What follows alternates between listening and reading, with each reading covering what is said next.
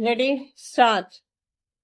In all these cases at hand, the High Court does not appear to have focused on the requirement to have due regard to the qualifications required by the agreement or other considerations necessary to secure the appointment of an independent and impartial arbitrator.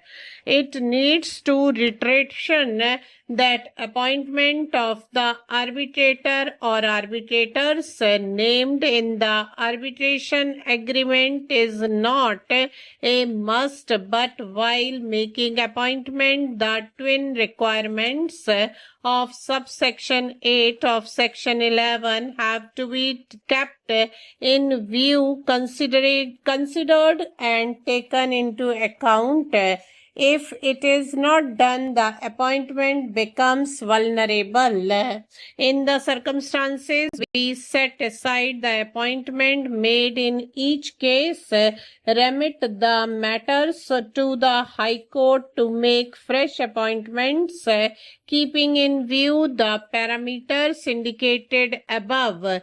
In the aforesaid decision of the case of Northern Railway Administration held that the High Court in the said case did not appear to have focused on the requirement to have due regard to the qualification required by the agreement or other conditions necessary to secure the appointment of an independent and impartial arbitrator.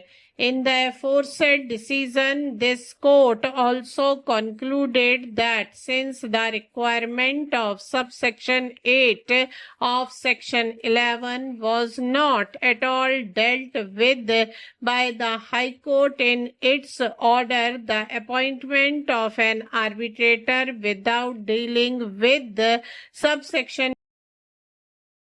of the Act became vulnerable, and accordingly such appointment must be set aside. Similar is the position in this case.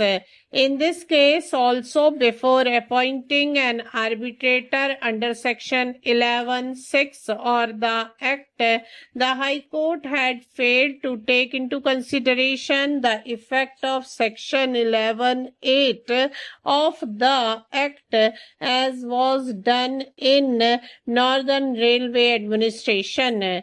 In view of the discussion made herein above, and particularly in view of the principles laid down by this court in Northern Railway Administration, we set aside the impugned order and remand the case back to the High Court for fresh decision of the application under section 11(6) of the Act, and while considering the application afresh, the High Court is directed to take into consideration the aforesaid decision of this court. It is clear from the perusal of the judgment of the High Court and the records before us that the High Court had not terminated the mandate on the ground that the arbitrator could not pass the award within time. The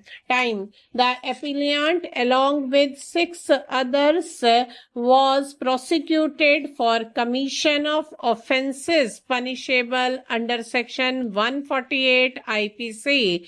The appellant and other accused attacked D. 2 of the accused gave lathi blows on his back, and as he fell down, the appellant gave a knife blow on left side of his chest. That accused R also gave knife blows to him.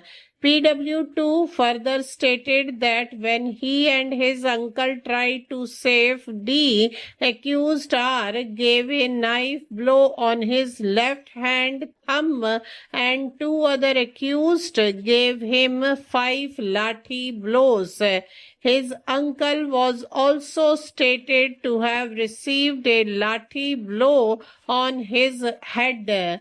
As to the cause of the incident, PW2 stated that as his other brother PW6, who had been elected as village sarpanch, did not pay heed to unreasonable demands of accused persons, an altercation took place between both the sides the previous evening, but the matter was then patched up. The post-mortem examination of the body of D was conducted, and it indicates that one stab wound on the left side of the chest as the cause of death, and the three other injuries as post-mortem in nature.